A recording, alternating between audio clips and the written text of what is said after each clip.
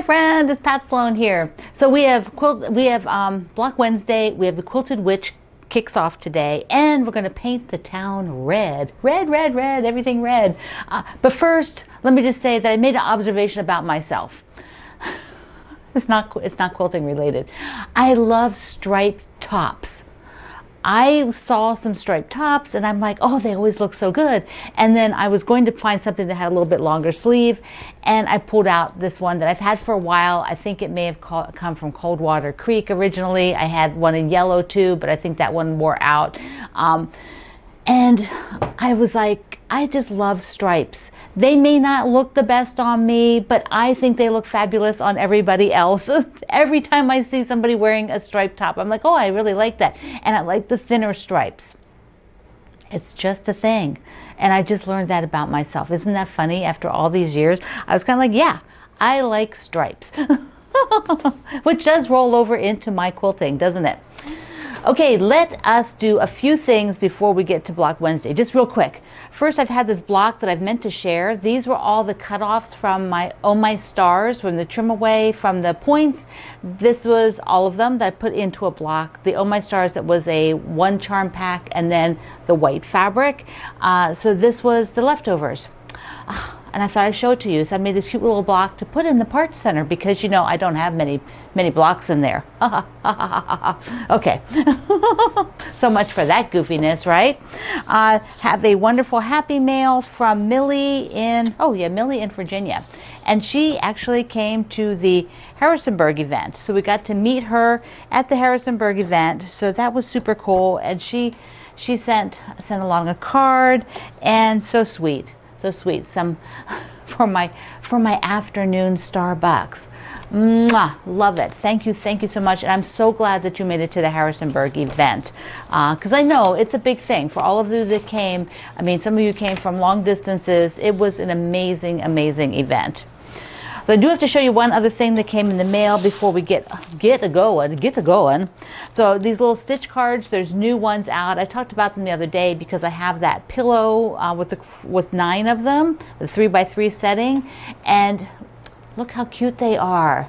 The little pumpkin. Look at the pumpkin. Ah. And then the other thing is the new Stitch Club from the Fat Quarter Shop. Oh my goodness. Let me show you this. This is you sign up and you'll get monthly, or what, a quarterly. It's probably quarterly. I don't remember. I will pop it up on the screen.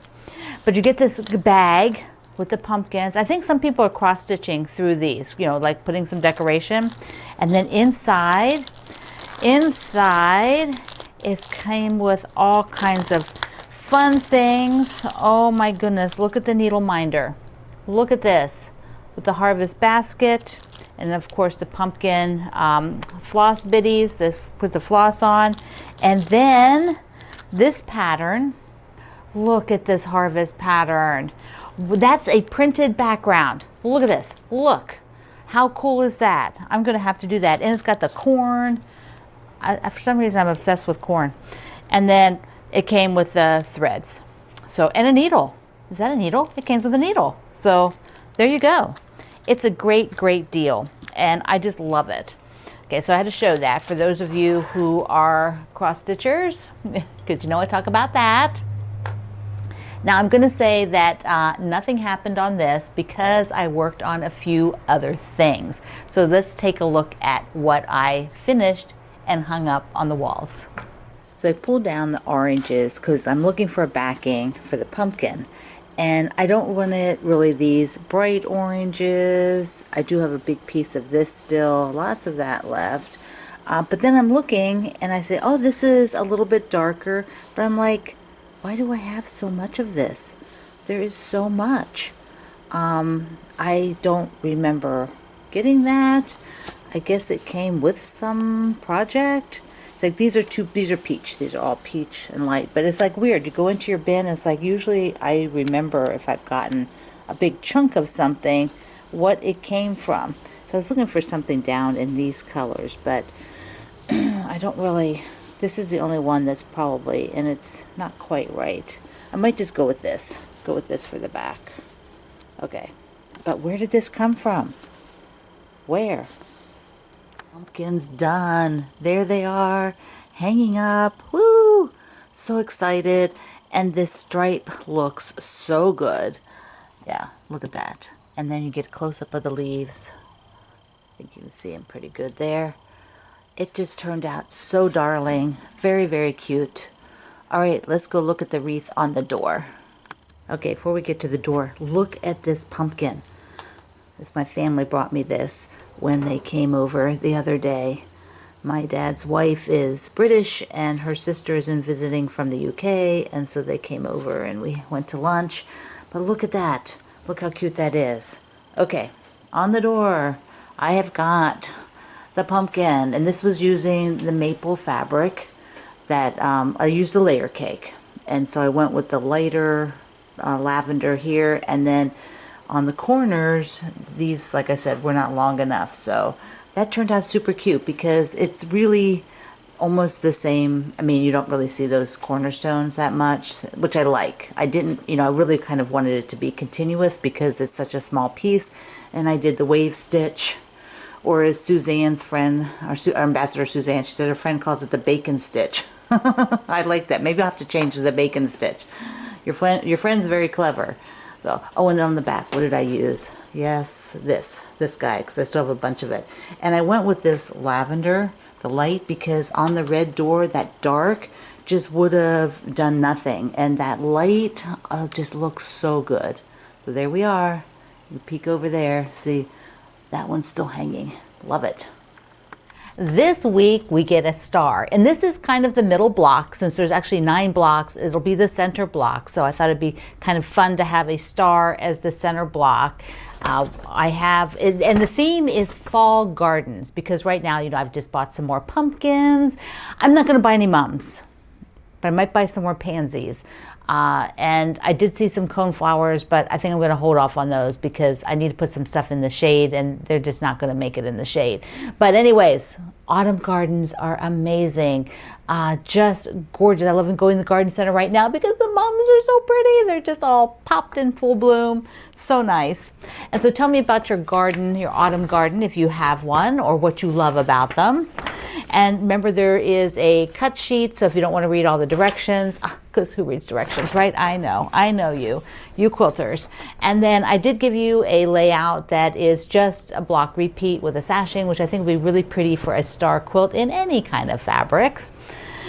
Alrighty, so let's look at what I have, because my wall, oh my God, I really need to get the animals done so that I have the wall back.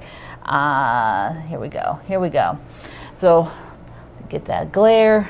Okay, so you see all the blocks, right? Okay, so there's 4 blocks. This is block number 5. And so I've got some thoughts. They're just turning out so pretty. I'm loving working with this fabric so much. Look at the hedgehog. Look at him. Look how cute he is, a little hedgy. Okay, here's what I'm thinking.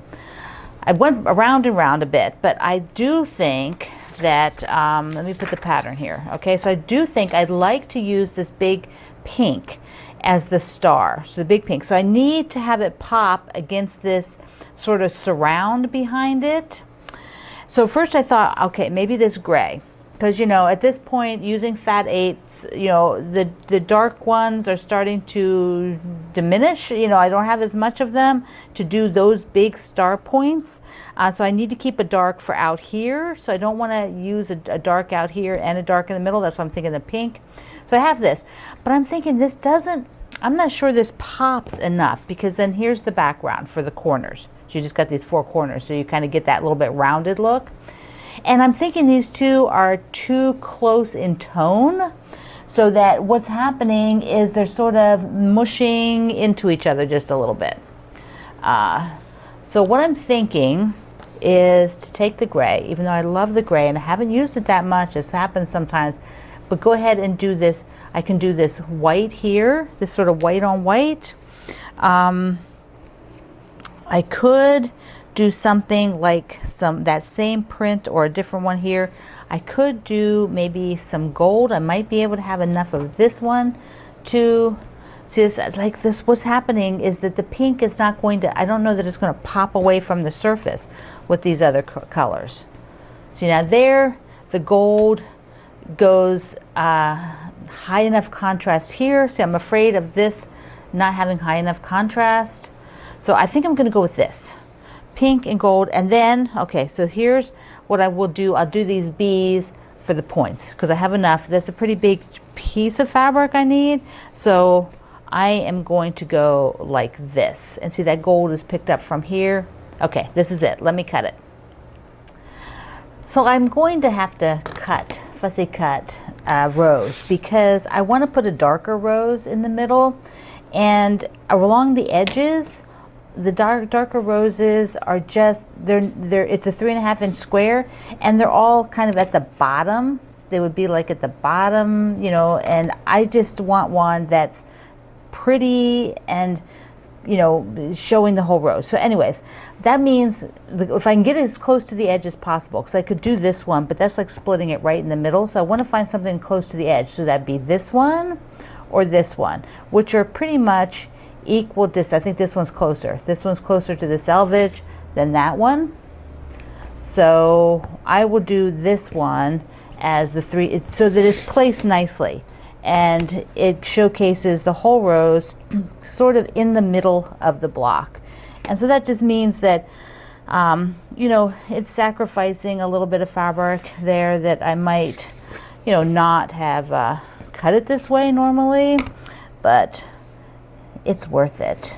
It's worth it. Okay, I've got to go ahead and pull it all the way down. So there we go.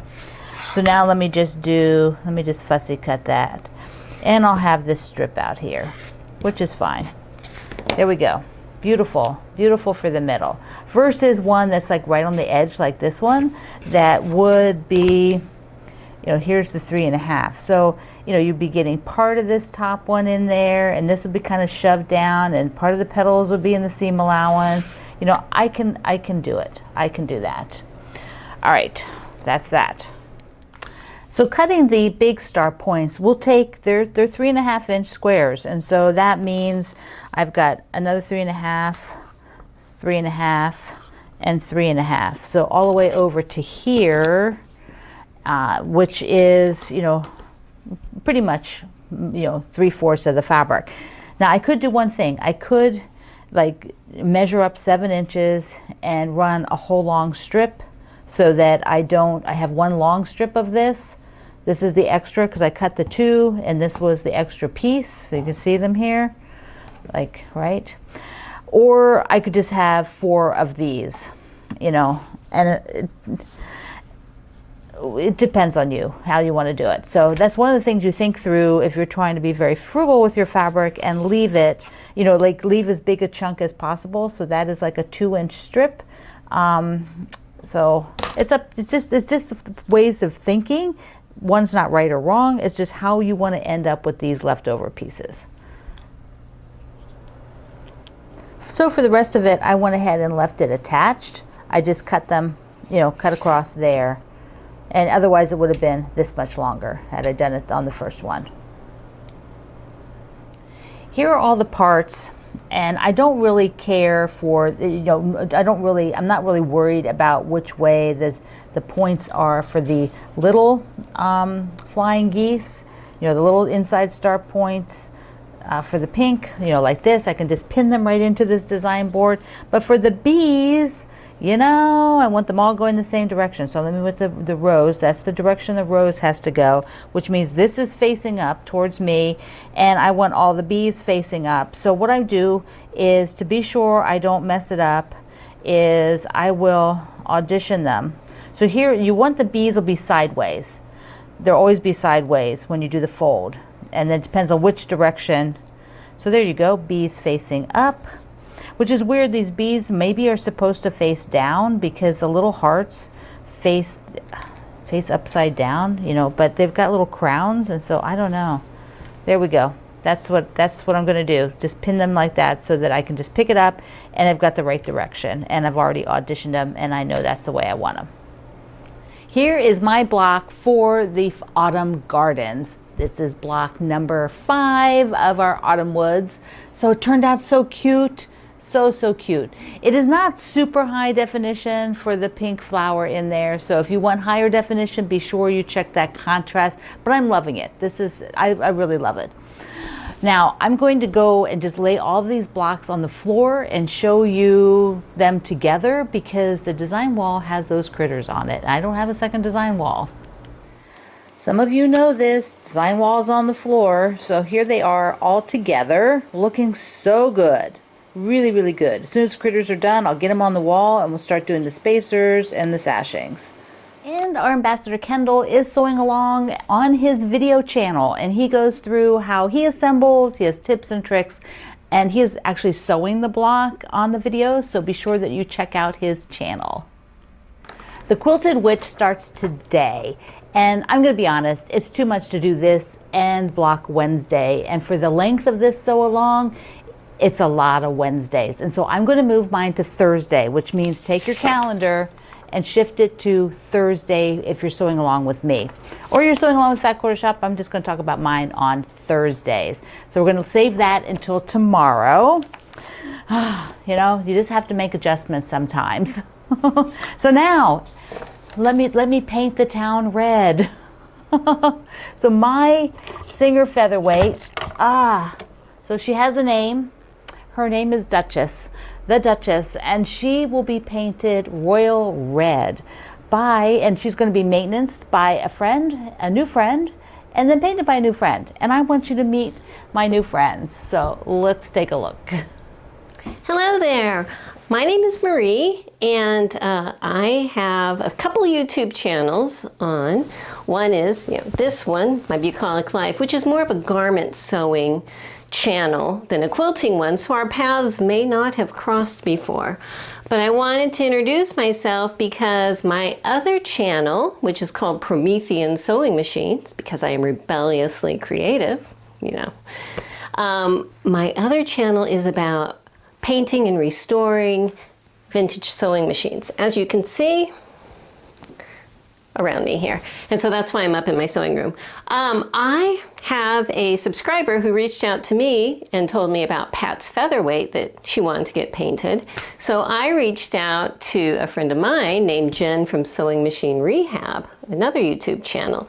And her specialty is the finer details and all of the mechanisms of featherweights, because they're special little machines, And so between the two of us, we're going to collaborate and remake Pat's little machine into a little red, freshly modernized, everything up to date and safe to use featherweight machine.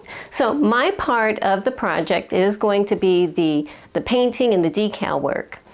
And I'll let Jen introduce herself and all of her specialties. But I just wanted to say thank you. Thank you for letting me introduce myself, and I hope I see you again soon. Hi everyone, I am Jen and my channel is Sewing Machine Rehab. I restore vintage sewing machines.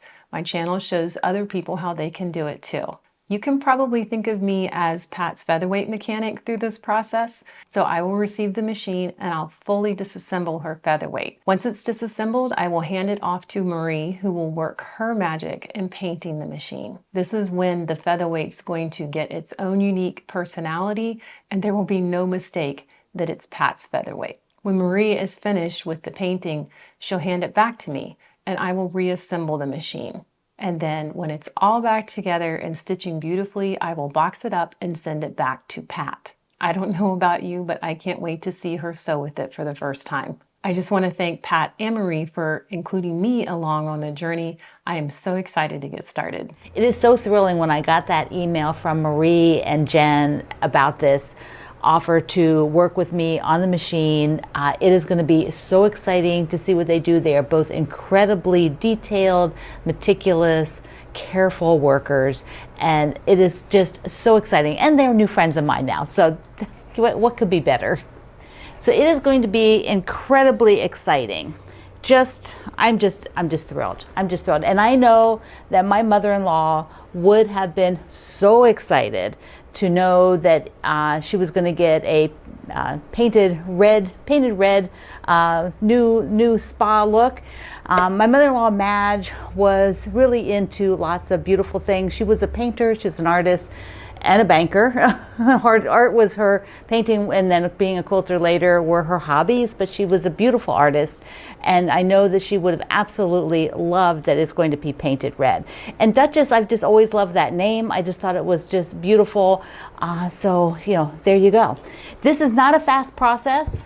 So, you know, I will give you updates periodically as Jen and then Marie send me little things. And I'm going to do a day where I have them come on and chat with me. So we'll do some sort of a interview or chat, and that'll be kind of fun. So I'll just be giving you updates as we go along. Please go out and check their websites, see what they do, and you can get an idea for the process. And of course, if you have a machine that needs maintenance or painted, these are the ladies to talk to. All right, my friend. So come back tomorrow for the Quilted Witch and the Spooky Box reveal. So I love you. Mwah. Thank you for being here in the Sloan Zone. I will see you online.